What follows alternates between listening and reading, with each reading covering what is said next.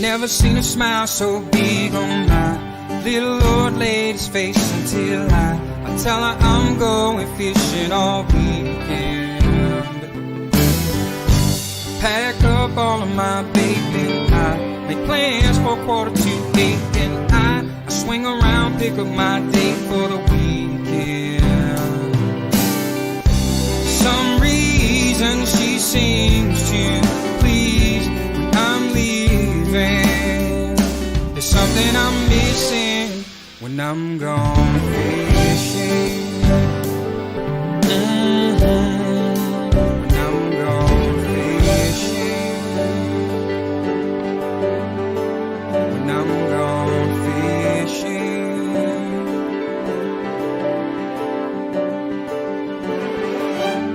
Yeah, baby. Yes, sir.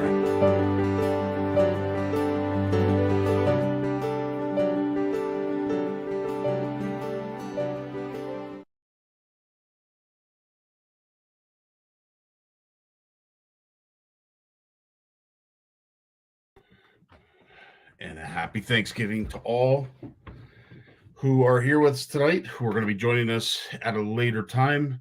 Needless to say, on behalf of OFC Nation, CFN, and all of us, happy Thanksgiving. Hope you all enjoyed an interesting weekend in the sense of it being probably not the most productive weekend for fishing.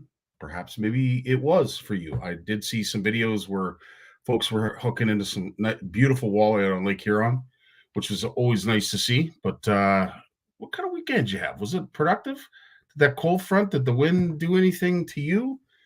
Because I will say that our two guests on tonight, Big Jim and Jay, they're going to be joining us shortly.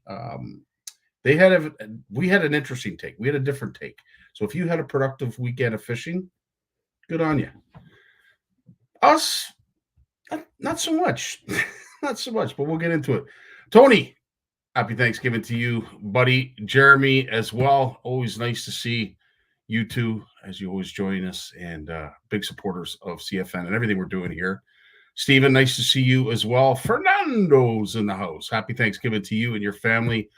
Dean Howard, same to you likewise as well. Hope everybody's having a great Thanksgiving weekend. Of course, Corey, you do not celebrate yours until next month, but needless to say, let's be Canadian for a day. Corey, happy Thanksgiving from all of us. Jay, as I said, is back stage awaiting what is going to be question period. We're basically, as Jay said, we're going to do our best to try and teach as opposed to show by example. So we will get to all of your questions. This will be a great episode, actually. If you have a bunch of questions, by all means, fire away. Adrian, nice to see you. Sparkus is in the house. Always a pleasure to see you. Erica, you actually remind me of something that we did last week. So let's get to that. Of course, thanks to all who join us each and every Monday. We truly love you and can't thank you enough for the support in everything that we do. And we're going to do our best to try and give back. We did this last Monday, and unfortunately I got busy at work, so I wasn't able to post it and keep up with it. But to be honest with you, there were only 5 answers in our live. So I want to thank Jeremy, Fernando, Eve, and Joe Vitani, who were watching last week. Of those 4 guests, one of them unfortunately joined us, Lloyd, at Camp McIntosh. So unfortunately, Lloyd, you're not eligible, as are none of us who went to Camp McIntosh. But as it is right now, of the 4 that are eligible, there's only one that is close to being right. Yeah, I said that right. There is only one that is close to being right. So 20 and a quarter inch smallie out of Camp McIntosh, right where the French River flows into Georgian Bay. You can see it there on the left. It's a heifer. It's a big fish. But at 20 and a quarter, what is your guess on the weight of that fish? And we will make a post, I will add these 4 guesses to that post right after we're done live. But there is an outdoor flavor prize pack in it for you. So wait till the end of the show. Wait till you see that picture posted, this picture right there posted. Put your guesses down. I will add the 4 guesses that I have already received, so don't put your guesses down now. And we're going to see who is the closest without going over. I think you'd be surprised. I know I was. So that's your only hint. But out of the 4 guesses so far that we've received, there's only 1 that is right or could be considered right. So stay tuned to that. Really looking forward to that. Also, Chris Yalawicka from Yalleye Lures wanted me to post this. And I'll tell you, this actually is an incredible initiative that Chris is embarking on. I don't know all of it, but I know Marty is his brother. And this is all about supporting the troops. To my brother, Marty, it's been a little over 2 years since we lost you. Your infectious laughter and witty repertoire echoes in the halls of our minds. You are in our thoughts each and every day, and we will remember you forever. My brother, Sergeant Ryan Martinson, was a dedicated soldier and family man, as well as an avid hunter and fisherman. I enjoyed countless hours fishing with him on Lake Erie, battling weather and fish. Our greatest accomplishment was hosting the local fishing tournament trophy together. Our family wanted to create a memorial to commemorate Ryan's life and 2 of his loves, the regiment and the outdoors. As a tribute to Ryan, on his 50th birthday, I introduced to you all Marty's Marauder. And that is the bait there. Chris is going to help support our troops, and Yalleye Fish Lures is donating all proceeds from the sale of 100 custom moon eyes and 100 custom hooligans to our local Lincoln Welland Regiment and the Lincoln Welland Band. And in doing so, as I said, the sale of those will go to the regiment itself. So help support our troops. Yalleye Fish Lures, as I said, donating these lures. Thank you, brother, for your service and your beautiful soul. Non nobis sed patria. I hope I said that wrong. Non nobis sed patria translated means not for us, but for our country. And if you want to know more, go over to yalleyefish.ca and shop online to find out more about this. But Chris, we will definitely post this in honor of your brother Marty, and of course, thank you to the entire family for your sacrifice and your service. Also, I wanted to mention that our good buddy Richard Dunlop is taking orders for swag. So if you were looking for that early Christmas gift, this would be great for that CFNer that doesn't have everything, because these are brand new. And Richard is feverishly awaiting your requests. So if you're looking for hats, you're looking for hoodies, it is the season. Please get on that as soon as you can. And we'd love to see you repping the CFN swag. We are going to be talking to Big Jim and Jay right after a few words from our sponsors. I also wanted to mention, of course, we wrapped up our Camp McIntosh OFC Nation retreat. So we'll be playing that throughout the week. I don't know if I've missed anything else. I'm sure I have. But without further ado, let's get to Jay and our good buddy, Jim. The fear of failure is failure itself. The world of science rewards the ones who are willing to try and fail. Because without the courage to embrace failure, ideas remain ideas. But with that courage to fail and to learn, ideas can change the world. When it comes to Canadian food, we've got your back with flavors like lemon pepper, beer batter, campfire barbecue, lemon pepper dill, garlic butter and chives, and crispy Cajun. We've got a mix for every meal. Whether you're serving East Coast shrimp, West Coast salmon, succulent walleye, chicken wings, or veggies, we've got you covered. Coat your food in outdoor flavors. Available online or at these fine retail. When he was born, he tried to reel in the umbilical cord. Bass named him as their personal best. His power pole came with a stripper. Forward-facing sonar uses him to find fish. Chuck Norris is his co-angler. He is the most interesting fisherman in the world. Stay fishing, my friends. Okay, so not only is he the most interesting fisherman in the world, he is also the most humble fisherman in the world right now.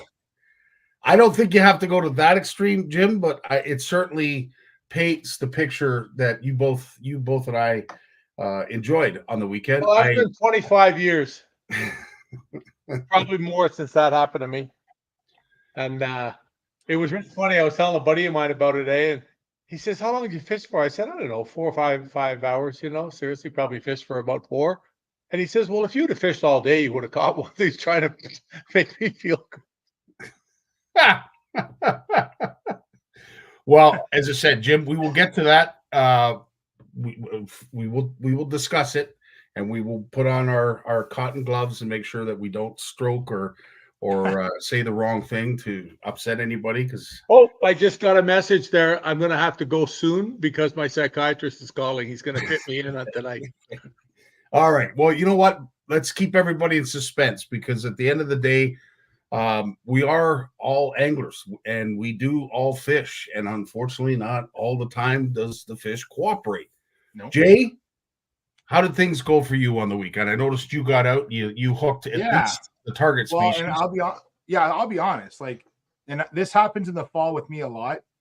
You're either on them or you're not. I think as fish start to group up in the fall. So I'm going to give shout out to my cameraman, Trevor, who didn't have as good a day as I had, but we fished for 5 or 6 hours, and really I got a couple fish in the first 5 hours, small ones. And it wasn't until the last hour that I got onto a good crankbait bite, and we were looking for a crankbait bite specifically.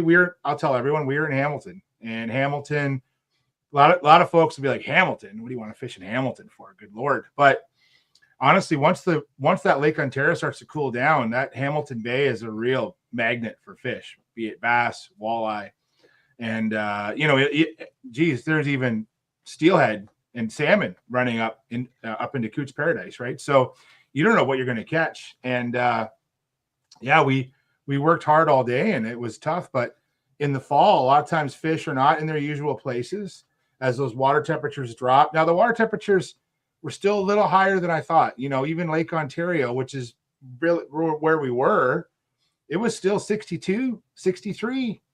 I thought it'd be a little cooler. I thought we started hitting the high 50s, but no, even in that part of the world where Hamilton Harbor is connected to Lake Ontario with a big opening, it's still still warm. The water was still dirty, guys. It was still a little dirty I know in the summer they had some record algae blooms, and I'll tell you right now, this was the winner right here. I cut that off before the show, so I got the fluorocarbon on there, and Trevor was using crankbaits too, but that bigger profile, it's a 70 millimeter one, it's got a rattle in it. That bigger profile just seemed to get the ticket for what we were doing, and I think because the water was dirty. And that bigger profile and that bright color really helped. In the harbor, I usually throw a lot more I like throwing a lot more shad colors, like this guy. Mm-hmm. But yeah, that yellow color is not one I usually throw, and that's what they wanted. And it was fast.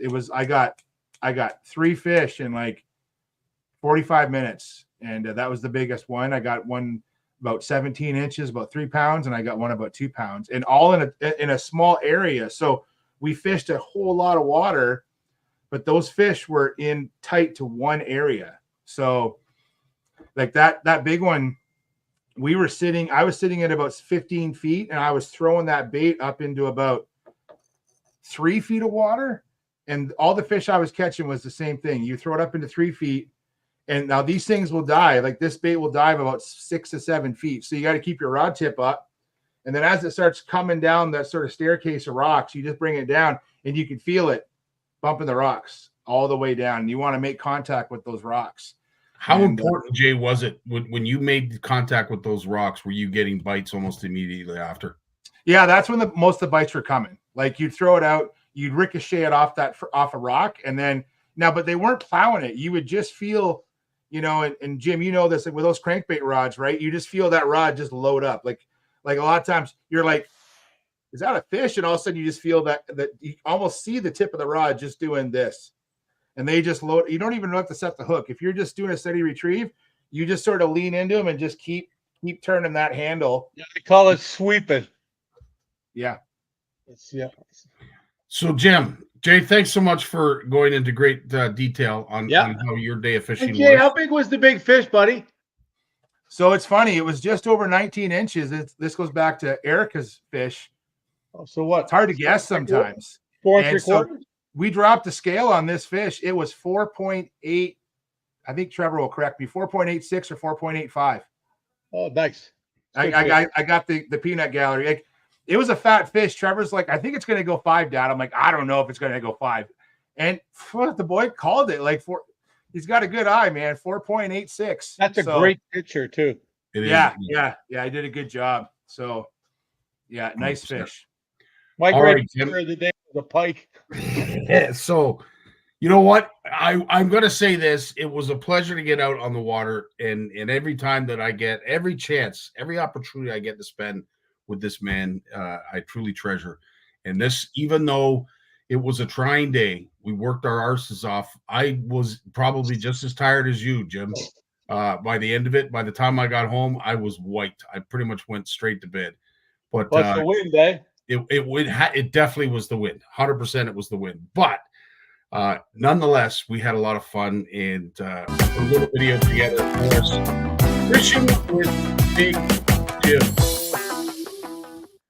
Now, of course, this was the infamous question going out in the day. Guess who the net man was?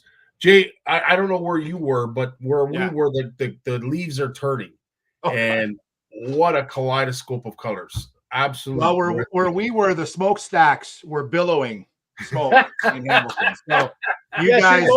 You look at this lake, you would think it was really deep. Most of that lake is like 10, 12 feet. I personally think he caught that just to make me not feel so bad. Yeah. A Scotty fish. Yeah, this baby. This is what Jim did. Nicely done, Jim. Yeah, Jim did this for me. He caught that little dink just to say, you know what, Scotty?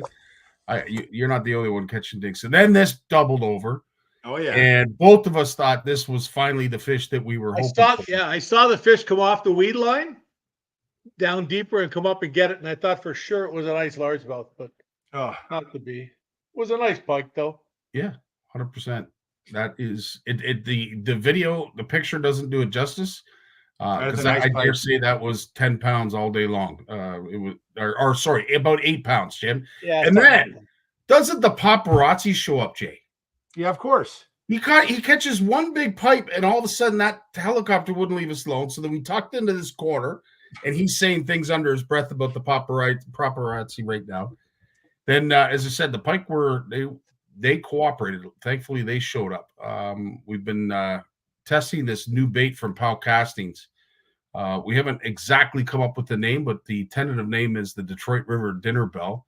Nice. And I will say for toothy critters, pike love them. Absolutely love them. It's funny you mentioned paparazzi because we had a guy following us around in a kayak. He wasn't fishing. He was literally just filming us fishing on Saturday. Really? He's like, hey, can I film you guys fishing? I'm a YouTuber. We're like, all right.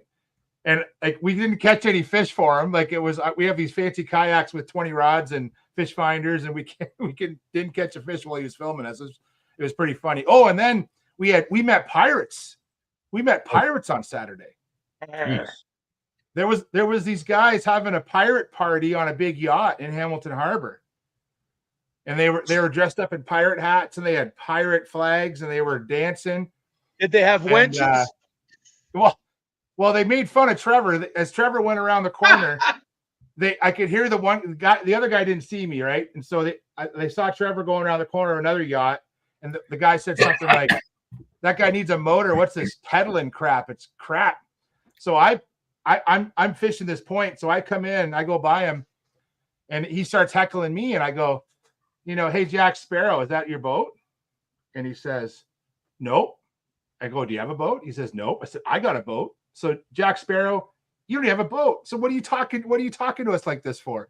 Jack Sparrow, and then he got laughed at by his girlfriends. He did not like that at all. So sometimes I don't usually dish it back, but I dished it back a little bit because he was dissing my kid, and it was kind of funny. So well, it is kind of funny because come to think of it, you're on a yacht, you're having obviously a party, probably maybe a costume party, but it's in Hamilton Harbor. Yeah, I know. Let's come home. Was there scantily clad wenches on board? No, they were well clad. They were well clad. Oh, it was a little cool. It was a little cool out there. Yeah. Well, so Jim, getting back to our day out on the water, of course, we noticed because you had gone back in your memories, water temperatures were a little cooler than they were the last time we got. It was 10 degrees than it was last weekend, the weekend before. It changed, but like when that guy that came up to us and asked us if we had caught anything, and he said, "I never got a bite all day." Yeah. That was it. And then, there was a tournament on a little lake, a couple of lakes over, and 7 pounds won. It's incredible. Like 7 pounds. Like that water was just shut down. And Jay, I don't know if we told you this. Over the day, I hooked 3 or 4 fish, and I got them coming, and they just got off. Yeah. Like I stuck them good. The rod's buckled over. They're coming. No problem. They're coming to the boat, and they're just gone. Yeah. They're just gone. A lot of the strikes that I had, like I think I was lucky to get the fish that I had because the strikes that I had were not aggressive strikes. Like I was saying in the pre-show, I'd throw that crankbait up to the rocks. You start cranking it down. It'd ping off the rock or two. And then the rod would just load up. It's almost like you got snagged. And I got snagged a lot. If anyone fishes with a crankbait, and Jim, you know this, you got to be patient. They snag everything. They're going to snag a weed. They're going to snag a rock. You just got to, so if you're patient, you're not cranking it too hard, you can stop. A lot of times it'll float up. You just kind of keep it going. But a lot of times the fish I caught, you would just, all of a sudden that rod tip would just start like it's pulling back now. As opposed to just with a weed, it'll just load up and just you usually just feel it tugging, yeah. So, and that's how the bite was. It wasn't even that big one. Like as soon as it hit, it just started to wallow in the spot. It didn't aggressively take it. It was well hooked. It had both hooks in its mouth. Like it chewed that bait, but it just sat there. It just kind of wallowed around. Like wasn't a vicious strike at all. Very, very slow strike. Like the times that I've been out this year, I've caught. I always start off at this time of the year with a rattle bait or a square bill. Yeah, and you can see that. That's just from this year. You can see the way this thing has got beaten up. Oh yeah, It's chewed on the top.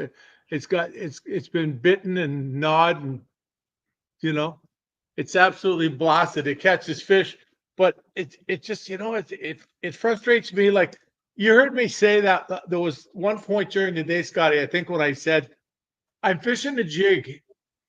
And I said, I looked around and said, like, I can't figure out what I'm doing wrong. I didn't know what I was doing wrong. And I may not have been doing anything wrong.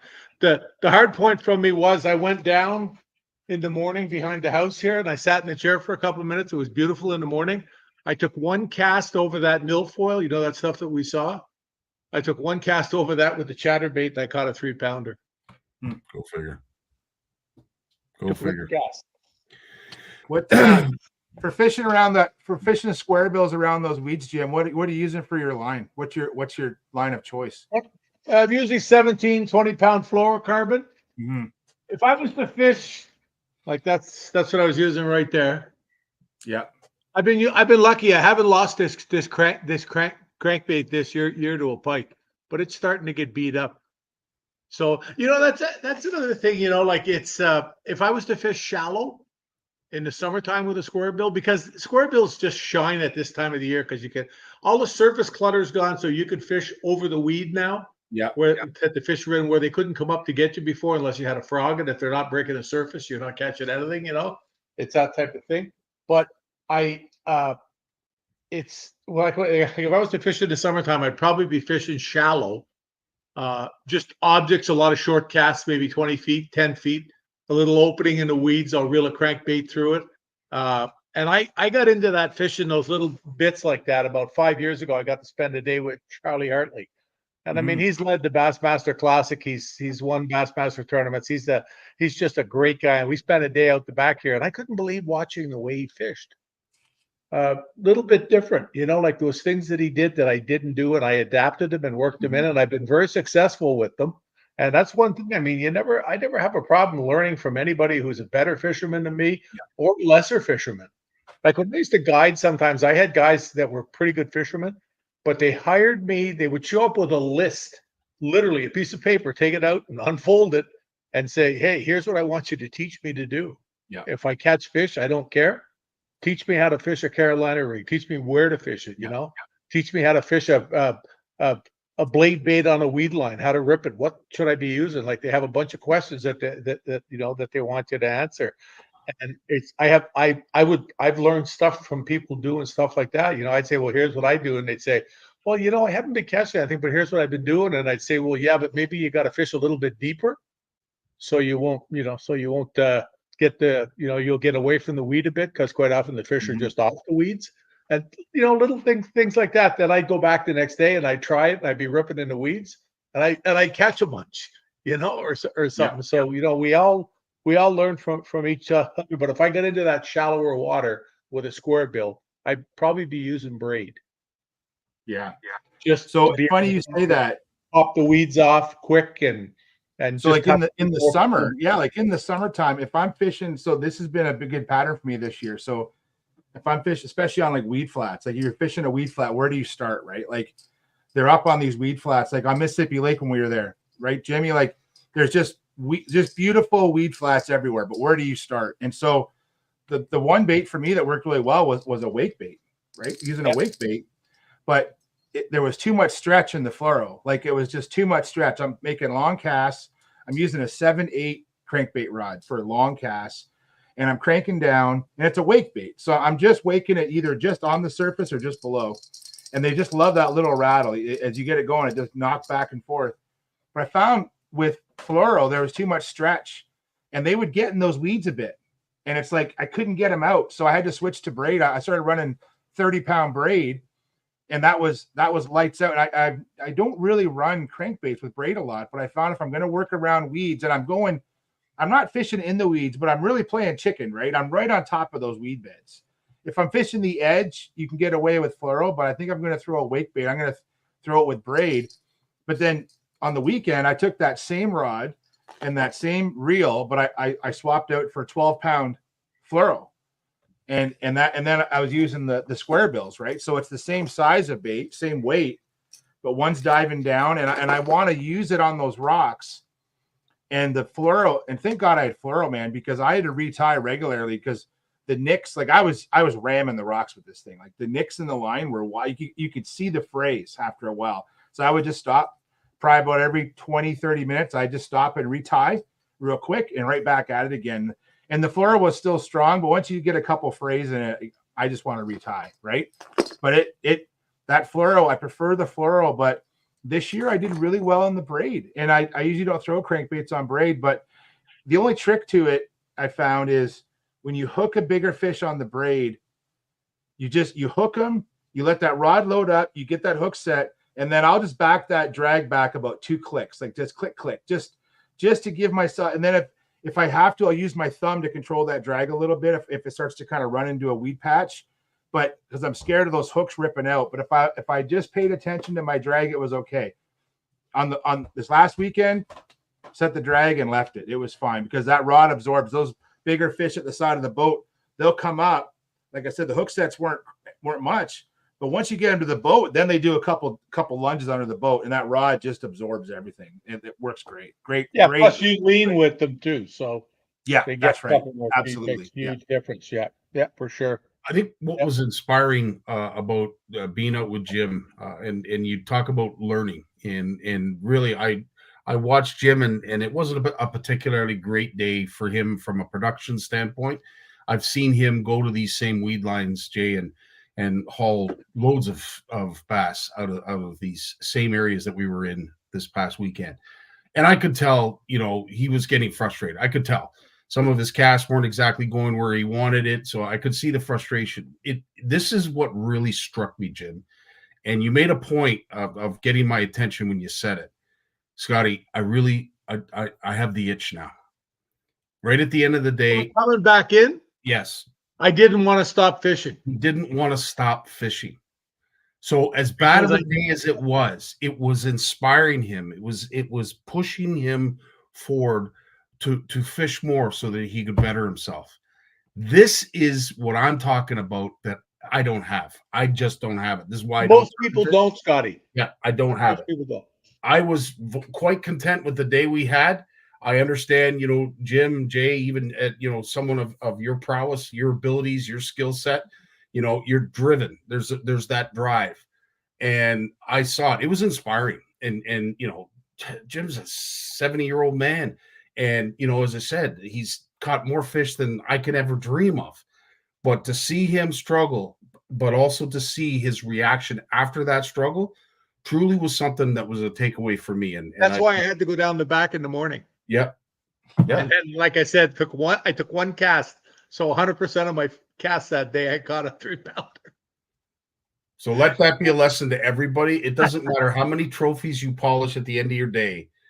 Everybody has those days. It's how you respond. Yep. And what I saw from Big Jim, truly, you've heard me talk about the number of times after a tournament that I've stayed and fished the next day. Yep. Or gone out on the way to the boat launch to put the boat on the trailer.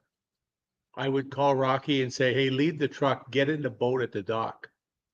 And we would have to go back. Sometimes I remember once we went up way up in the back of Perry Sound from Penetang to go to a patch of reeds to fish for 2 hours because I just had to go fish. And we went and we absolutely hammered them. We came back in the dark with the lights on the boat, kind of not sure where we were. This was before GPS and being able to follow the line back, Yeah. We were coming back in the dark. It was a dark night too. It was cloudy, but things like that. And then there was a time on the Big Rito when I had a patch of fish in one of those weed beds, like the one where I showed you all the squiggles around on the, it's so funny to see the one. I forgot to take a picture of it too. I will when I go out. There's a straight line coming to the weed bed, and then it's all like this, all over, and then it's a straight line going away when I went on to fish the next spot, But there was a weed bed that we had in the Big Rito that I found, and the first day we weighed like 25 pounds off it for 6 fish, and we caught them. There was still boats leaving Rito Ferry, and we had to fish in the live well and had left the spot. That type of fishing, probably 10 pitches each. And we had to fish. And the second day we couldn't get those fish to bite. And I mean, there was a pile of them there because I mean, there was just a pile of them. And so we went there, which 1,000 yards from the boat launch. And we went there in the afternoon. Oh, I didn't go with Rocky. I went with Tammy. I was going back to the boat launch. And I said to her, I'm going to stop here. And she said, oh, it's beautiful out now because the wind had gone from being 3-foot waves to once calm. So I went up the front of the boat and I think I caught, 7 or 8 fish. But if I would have taken the best 6 out, I would have probably had 25 pounds, Wow. You knew the buggers were there. They were not going to bite. And they were literally, the weed line came along and there was 2 little pieces about 5 feet long that stuck out like 2 points. You could see it plain as day in the water, the 2 little glowing red milfoil spots, and they were in that little circle. It was really, really cool. And the jig didn't even get to the bottom the first time. It was 9 feet deep on the edge of that weed, and the jig sunk down about 6 feet. And I just saw the line just jump, and I caught it's what it is though. There's things like that, That's why they call it fishing, when the fish aren't biting. Like I always go back to Ricky Clunn. I don't know if it was the classic he was in, but 2 days in a row he didn't catch a fish. You were mentioning that. How does Ricky Clunn not? Big Jim didn't catch a fish, big deal. Sure. How does Ricky Clunn not catch a fish? Like, yeah. So as I said, I think it was a takeaway for me just to see the drive. And Jay, I know you have it. I know Trevor has it, and most anglers, perhaps, or even in the audience, have it as well. I just don't, and I'm enamored. It's inspiring to see, especially coming from Jim. It was really inspiring to see, like, holy smokes, you still got the fire. That's awesome. Oh, it's there. It's there, but I'm funny that way because I felt bad that we didn't catch more fish because you came over here to fish and everything, like that really. But you caught some nice pike. Yeah, you had a good time with the Detroit River dinner bell there. Yeah. You caught a few on that. You didn't get bit off either, did you? No, you never asked me, because there was a couple times that I was trying to get some photo shots, and I know you mentioned it once. Like, do you want me to get that? Like, he's gonna bite that off. I was using like 25-pound fluorocarbon on that one line. You beast. I know.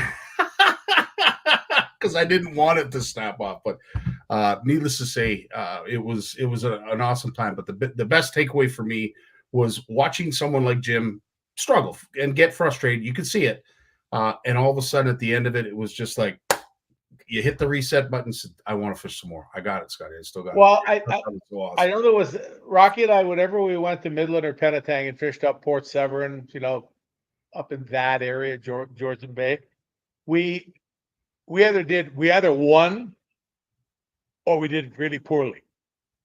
And the number of times I remember him and I standing in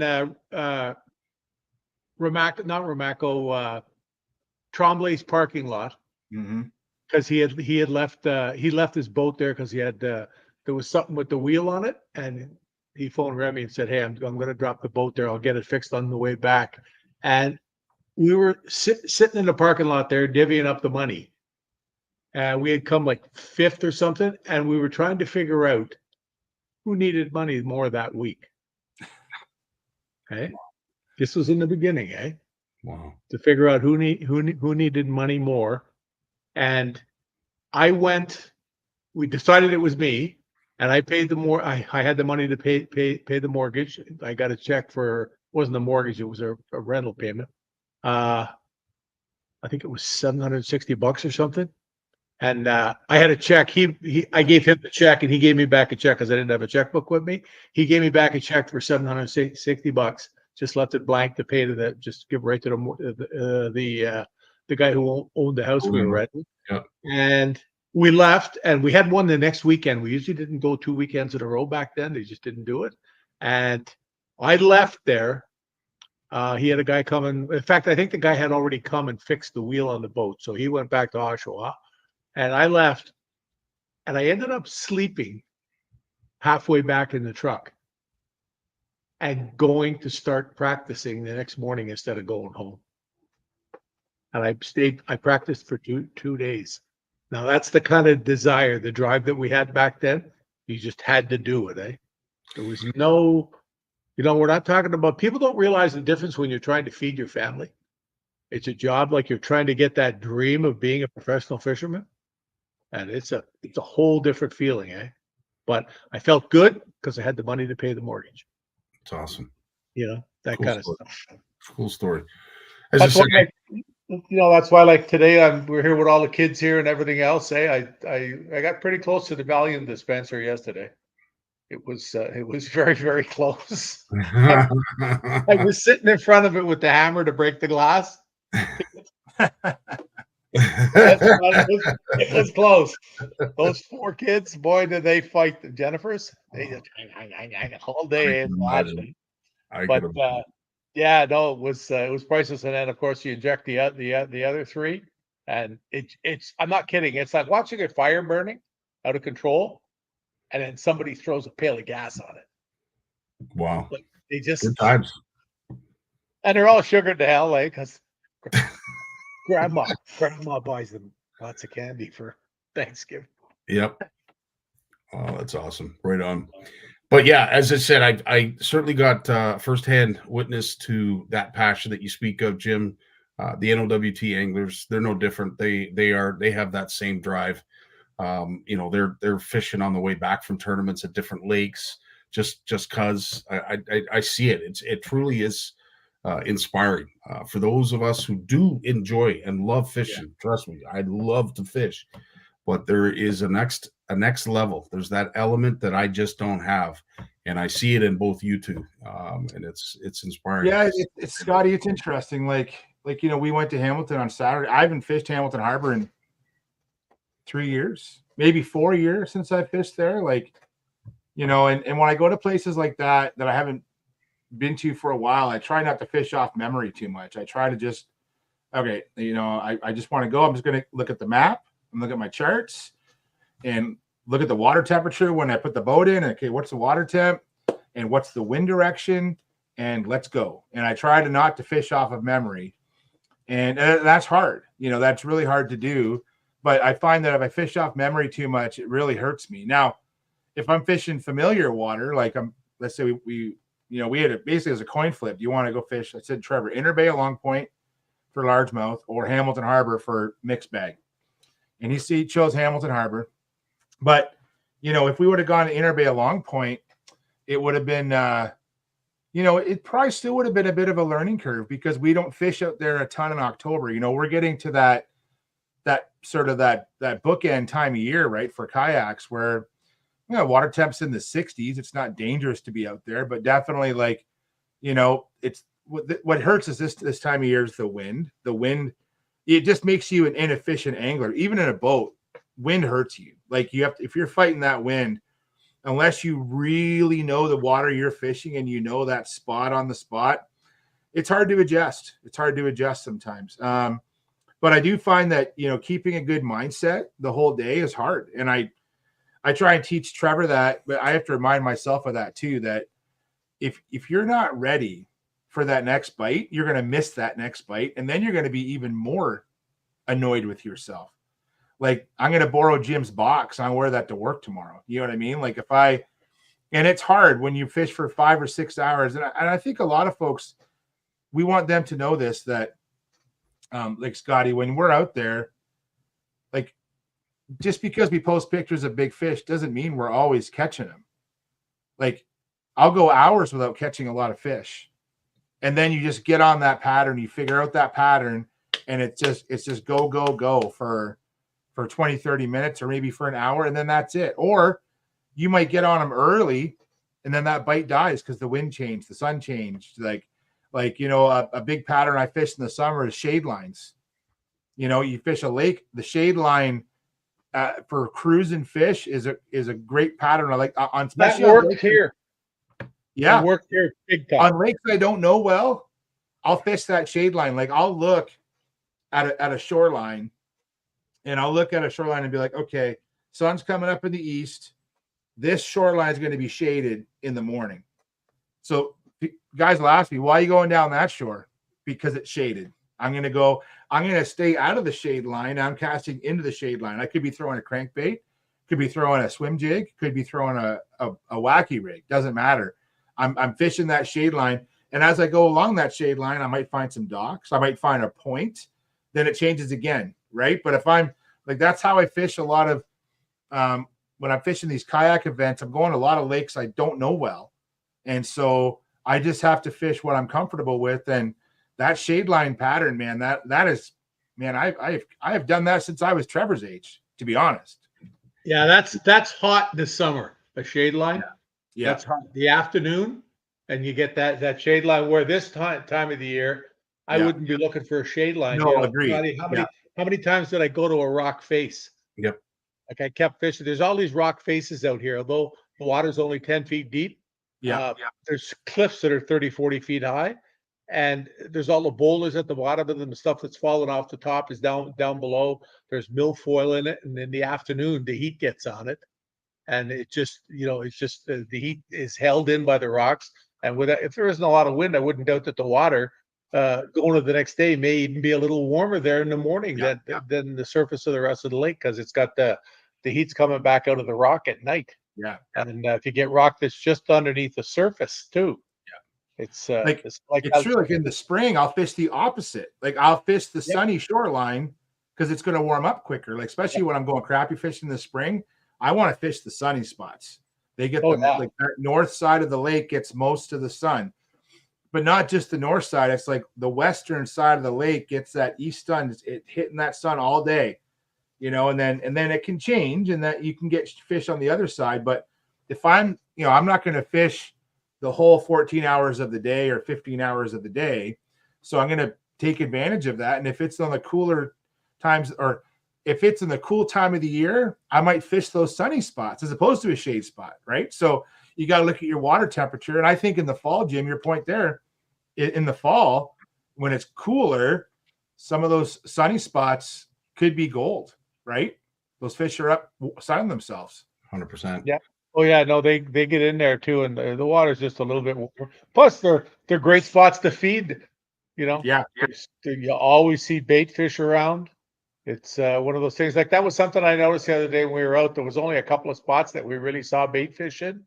Yeah, and I don't mean bait fish. I don't mean minnows. I mean like panfish, because that's what they eat. Mm-hmm. You know, they weren't stacked up. What's that? They weren't stacked up like they were last year, Jim. I remember it's in particular that cottage that's for sale that you love, that weed patch out in front of. I couldn't get over how many bluegill that there were stacked up on that flat. There was hardly any this time around. Well, I'll go later this week, and when I go out of the speed zone, you watch. Look out, fish! Look out! The man is coming. The next time. Well, you know, and I was just sitting here and I was thinking to myself, when was the last time that I fished in the Rideau Lakes and have a flipping rod, and I don't have to change the bait all day? I'm still on the same one that I started with. Bingo bango. See, that happened to Dave Chong and I out here one day too. Down below here, down toward Dog. Uh-huh. We were sitting here eating dinner that night, and he says to me, have you ever fished on the Rideau chain, gone fishing milfoil for largemouths like we do, Duncan, or chucking a jig on edges or something and not caught a fish? I said, I don't think so. I don't really remember. And that day, him and I were out. We caught a pile of fish, and nice ones. Like I caught 4 or 5 on a rattle bait that together would have probably been 18 pounds over the day. One here, one there, that type of stuff. And I got one was one was like probably like 5 3/4 or something like that. And on a rattle bait, that's a pretty cool fish to eat, a rattle bait. You don't get that up here a lot like you do down in Florida. But you know, it wasn't that the fish weren't biting or we just didn't catch them, but the fish that were in the weeds weren't biting. And then I see that happen with you the other day, because I probably spent maybe an hour in that weed bed and then half an hour at the end of the day. Like, you saw me go back to it because I just thought they got to be there. They got well, they are there. They're just not biting. They're just not biting. They're not active. Like people think that when they don't catch fish that they're not there. Boy, that's so wrong. And you know, forward-facing sonar has proved that. Oof. Right. Looking at a school, was a guy posted a thing the other day, and he's got you can count the fish. He's down here in Lake Ontario. There's 16 fish you can see. And he fished for half an hour and never got a bite. He could not catch them. They do this, go down, have a look, and they'd come right back up to where they're going back in with the boys. He got down to fish some fluff. And actually, when he fished the fluff, it was the closest he came to getting bit. They all went for a look at that. The whole school just, when it got down there, he waited forever for it to sink. They were in, I think, like 23 feet or something. Yeah. And he waited forever for it to sink. And when it was coming down, as soon as he started just letting it pendulum through them, every one of them was going and having a look at. And you'd see them just move up real slow, you know. It was really cool, but he never caught one. So they don't go away. Yeah. And Mark, to your point, yes.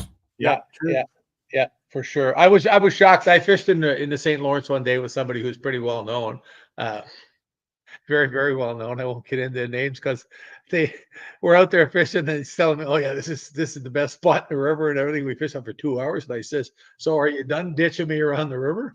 What are you going to do your second best spot? I'm really excited, you know." So he goes back up on this little drift that he's got, and he looks at me and he says to me, "Here you go." And he starts fishing the live bait. And I said, "No," I said, I almost said his name. I said, "I don't want to fish the live bait because I don't want to kill fish, eh?" That kind of a thing. Because quite often with live bait, in a current, you may not really be aware until you feel the weight of them, pick it up. And I'm talking current in the St. Lawrence, like 4 miles an hour, stuff like that. And it was just amazing how instantly we started catching fish. And some of them were, they were nice smallmouths and walleyes mixed together. And the walleyes were not big; they were like 3 pounds, but there was lots of them, and they're fun. And in amongst those were like 19, 20-inch smallmouths, as the St. Lawrence is full of them. They were in there, I kept going back with the lure, and couldn't get I caught the walleyes out of tubes, but I couldn't get the smallmouths. Would not touch the tubes. You put a big chub down, about a 5-inch chub, on a live bait rig. Yeah. As soon as it got to the bottom. One thing too, I noticed. I got 2 of my pike this way. I started at Camp McIntosh using this kind of technique, and it's not really a technique. It's just open your freaking eyes. But you'd see bait fish that would breach and scatter. Whether you cast into a certain area or not, all of a sudden you'd see bait fish that would just all of a sudden jump up in the air and scatter. I would cast back to that same area, and I couldn't see the fish. I'd be lying if I said that I was sight casting them. But just because you would see that, and I will say the most production I've had is with you, Jim, casting back to that area where I saw. Well, that's a dream if you're a bass fisherman. Yeah. You see all the panfish or bait blow out of the water. Yeah. Because you know something came to get them. I mean, that's what I see in the evening out here in the back. Like you've heard me talk to that point, sometimes. guys. What's that? On the weekend, we had the same thing, but it wasn't the bait; it was the birds.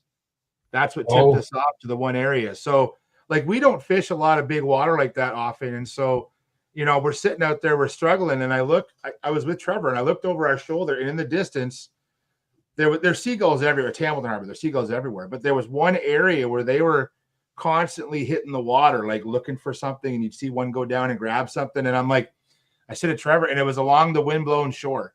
Like the wind was picking up. And I said, look at those seagulls, man. They're over there. And it's something like, you always hear about follow the birds.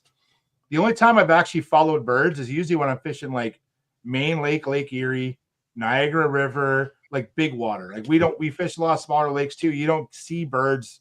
You might see a kingfisher here and there, but they're not going to tip you off. But when you see a flock of seagulls doing something, or it could be a group of cormorants, or it could be a flock of terns.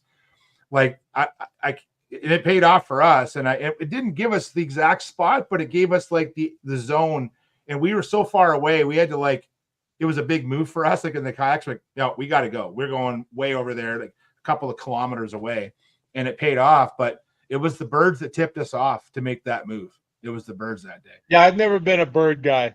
No.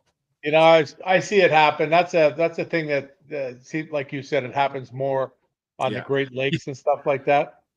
I'll tell you a story. I think it might have been Skeet Reese. I heard this story, and I don't know if I told you or not, Jimmy. You heard this story. It's about birds. So when he was young guy, when he was fishing in the out west, like Lake Havasu and these places, they'd follow the birds.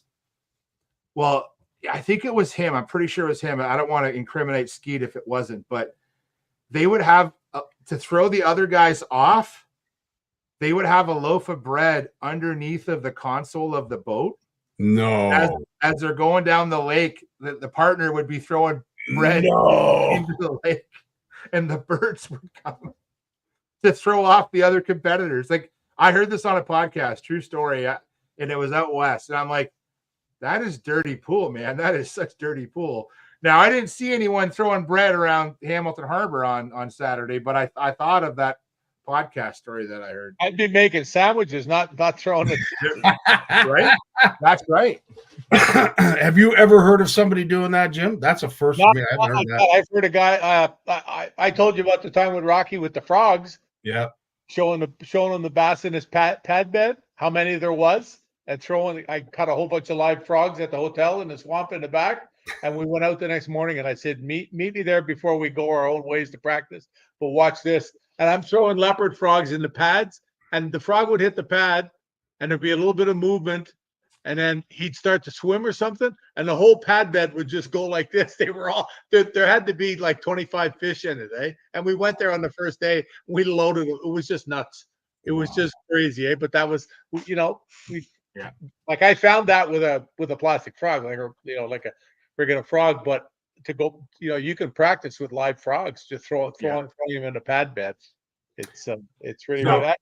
In the comments there, Scotty Sparkus he follows cormorants around like out on St. Clair. Yeah, right. I think this time of year again in fall, everywhere is not good. But if you look at these signs, where the bait fish are gathering, where the birds are gathering, like you got to find those gathering points, and sometimes it can take time to find them. But if you take the time to watch those signs, I'm getting all like existential on it. You're like, you got to watch the signs, man. Get around and but let's be honest, like sometimes you're so focused. Yes. Sometimes you got to just sit back and look around and be like, okay, things aren't going the way I want. How can I change this up? What can I do that makes sense?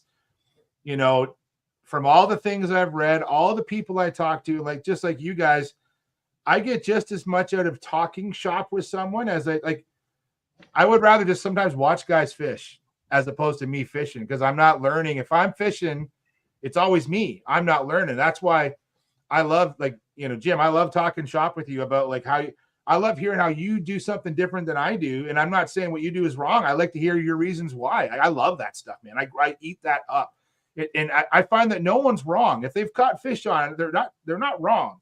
It may not be something I want to do, but I love to hear their reasons why. And if you can be open-minded, you can turn a slow day into a better day. Maybe not a great day, but you can salvage a day by being a little open-minded. But at the same time, sometimes the stubborn Hungarian comes out and I'm just going in skunked. I came out skunked, I'm going in skunked, and that's the end of it, right? So that's hilarious. Yeah. All right, I got to ask both of you. We both experienced cold front. What is more detrimental to the bite? A cold front that passes in the spring or a cold front that passes in the fall? Whoa. So I'm going to tell you an answer that someone told me a long time ago, Will Wegman. And Will and I had this discussion about cold front, like fronts through the year, okay? So in the summer, you'll get fronts, and this stuck with me for Will probably told me this 20 years ago at a qualifier. In the summer, we tend to get 2 to 4 days of stable weather, and then we get a thunderstorm, and then a cold front, and then you get high skies and all that. In the fall, the fronts happen more frequently, and so the fish almost get used to it more. They're not as switched off when you get that high pressure come through, because so if you think of it like a curve, you get high pressure and it's stable. And especially on that second and third day, the fishing is usually really good. And then it's really good right before the next front. And then the fishing kind of drops off again. Whereas in the fall, it's 1 or 2 days and then it drops off again. 1 or 2 days, it drops off again. So I think that in the spring, the cold fronts are worse because they especially if it's really cold, they don't want that cold water. They're trying to warm up. They're all trying to spawn. Everything, pretty much all the species in Southern Ontario, and I include it's all of Ontario. Everything's a spring spawner except for basically some of our trout and salmon and our Cisco. Everything's a spring spawner. And so they want that warm. So I think that the spring cold fronts are really hard. The summer is okay because we get the long periods of stable, but in the fall, I don't think it matters so much because the fronts just come and go. And those fish they just kind of get used to it. And Will told me that years ago, and I've seen that now. A lot of my fall fishing experience is typically with smallmouth on Erie and big water. And that's what I've experienced with them. Smallmouth are moody. When it comes to steelhead, and they're so influenced by water level and rain, I don't pay attention to fronts as much when it comes to steelhead. I think the bite, if I did, probably might help me, but I do find that they're more influenced by water level as opposed to high pressure systems. But I think in the fall, and it doesn't matter the fish, muskie, walleye, bass, all our popular game fish, I feel that the fronts are so regular that it doesn't really impact them that much. Interesting, because I did ask Jim when we were out. We all know that cold fronts have a negative effect on the bite.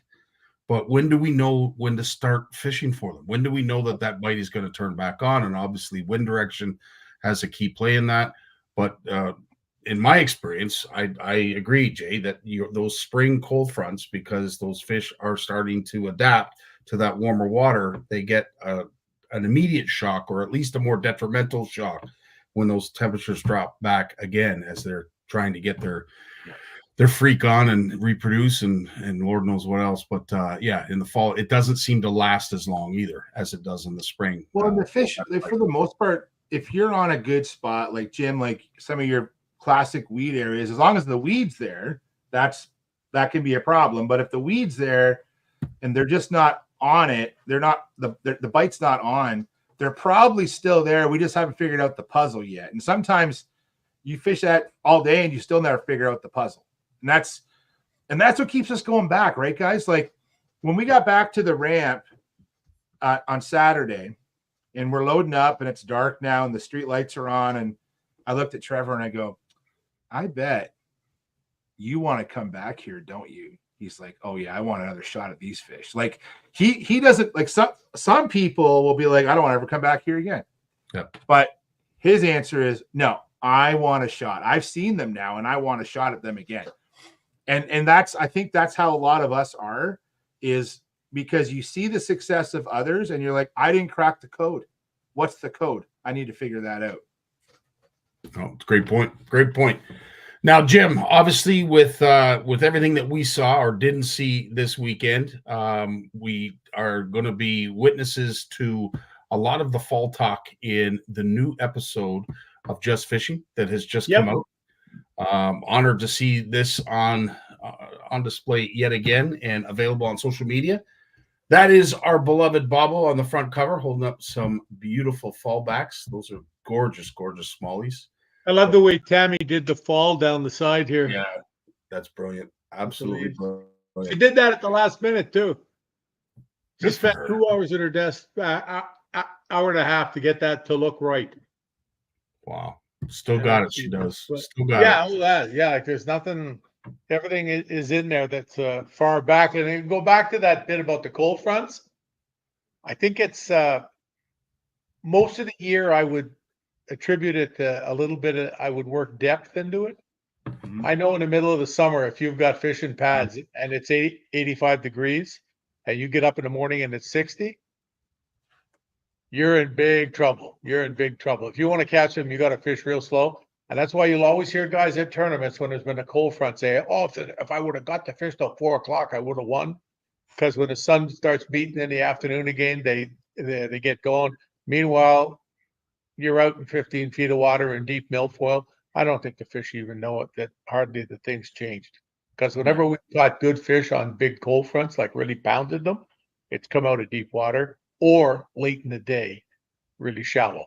That's the sun beaten. They just, just like, I think that works any time of the year. Obviously, the shallow water with the sun beaten, it'll work. Of course, after the temperature gets low enough period that they just don't use the shallows anymore. Yeah. Because sun beaten on the shore in 42-degree water, it ain't gonna work here. No, and that pretty much happens when the lake flips, right? Like when the turnover happens, when shallow and deep are the same temperature, basically.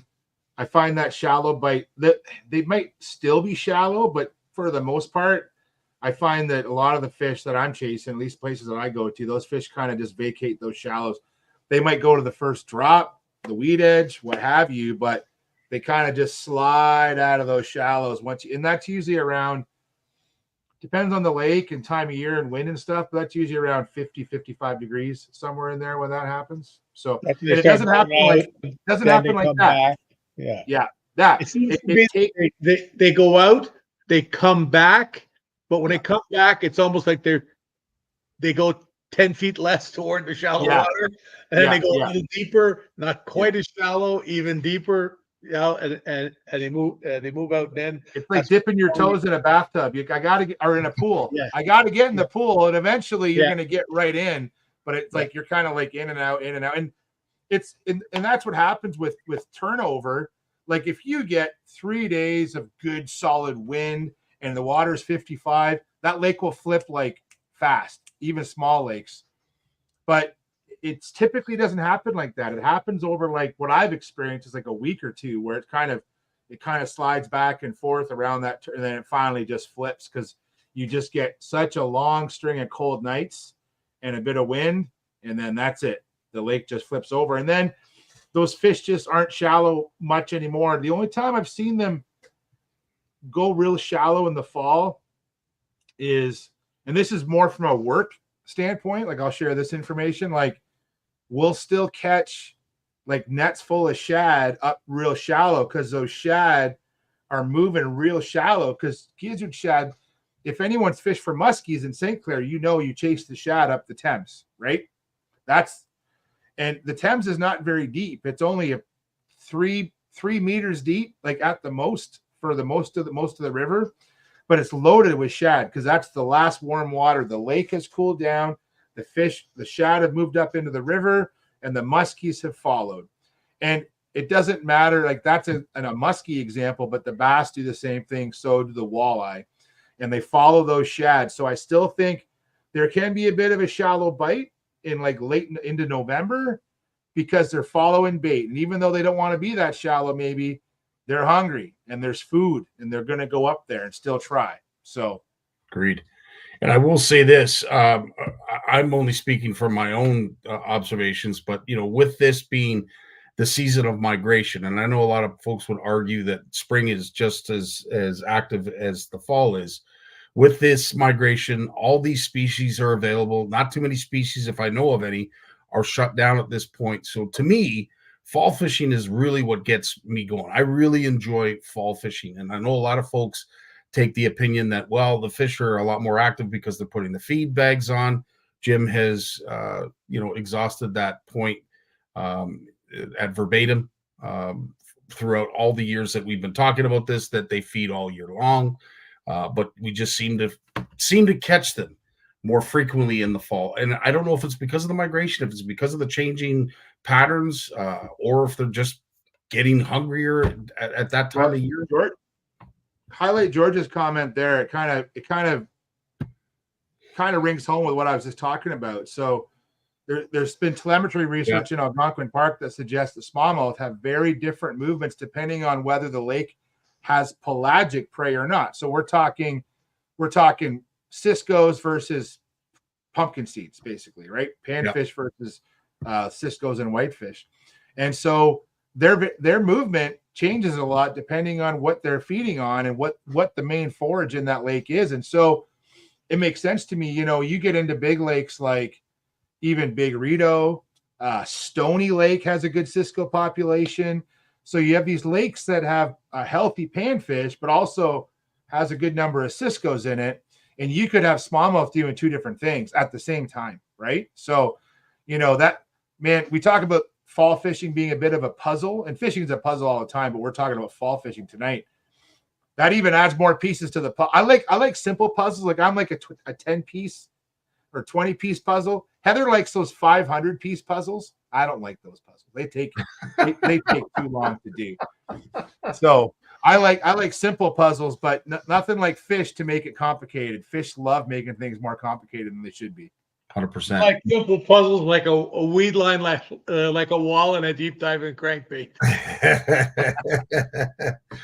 Last but not least, I wanted to bring this up because Jay, you had shared it, and I think this is revolutionary in my eyes to what records are going to look like going forward. That this young man who caught this unbelievable smallmouth out of the St. Lawrence, Jay, do you remember what it weighed?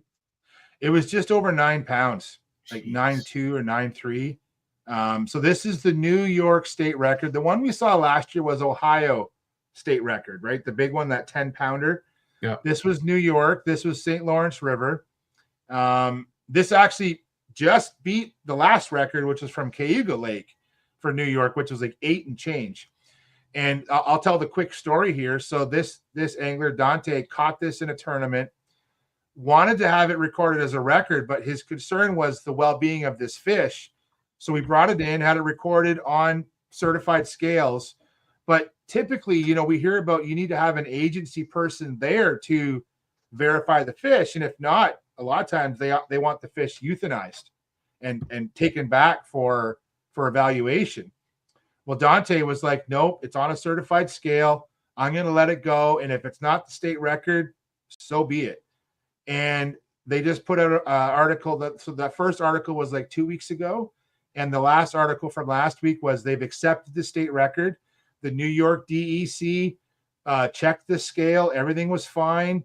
And so there you go. So we don't have to kill these fish if we can. Now, Dante was in a tournament, so he has access to a certified scale, or a scale that at least can be investigated. You know, it wasn't like some of these stories where, remember when they caught the record burbot from Lake Simcoe and they drove it around in a cooler trying to find an open butcher shop at midnight or 1 a.m. Yeah. That's a great YouTube video if anyone hasn't seen it. It's a fantastic YouTube video. Fun. But I felt bad for that big, beautiful burbot just getting dragged around. But they did it because that's our rule in Ontario. I will not fault those guys for weighing that fish the way they did.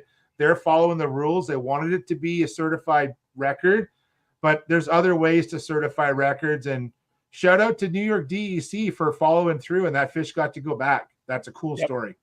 Amen. 100%. Well, lads, it has been over an hour. I've kept you.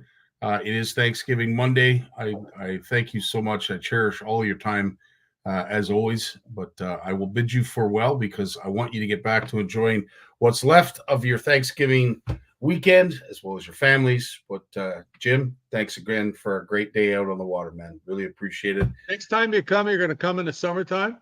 And when we get to the end of the speed zone, we're going to go left. I'm going to give you a bait caster with a frog, and we're going to throw frogs all day. Awesome. You can't not get bit on a frog in Cranberry Lake in the summertime. Oh, that's great. Awesome stuff.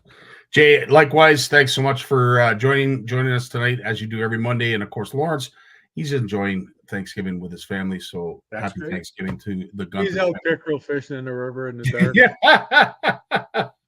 You guys take care. All the best, lads. Thanks so much for your time. Be good. Be safe, people. Thanks, guys. See you next week. Enjoy your turkeys. Right. Yeah. Right on.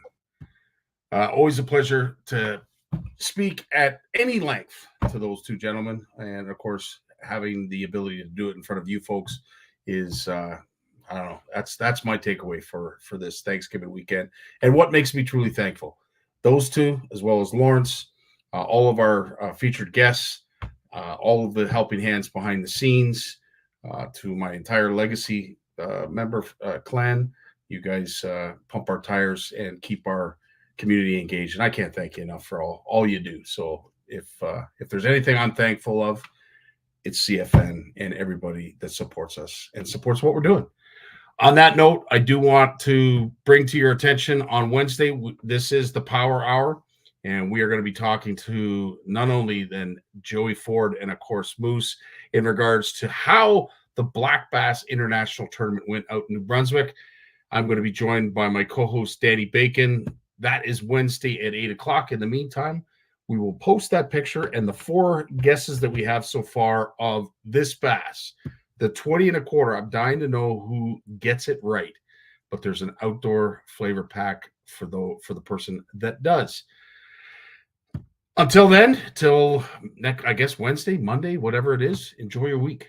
I hear the weather is supposed to be phenomenal coming up this weekend. So hopefully you're out getting a line wet and enjoying what's left of the summer / early fall.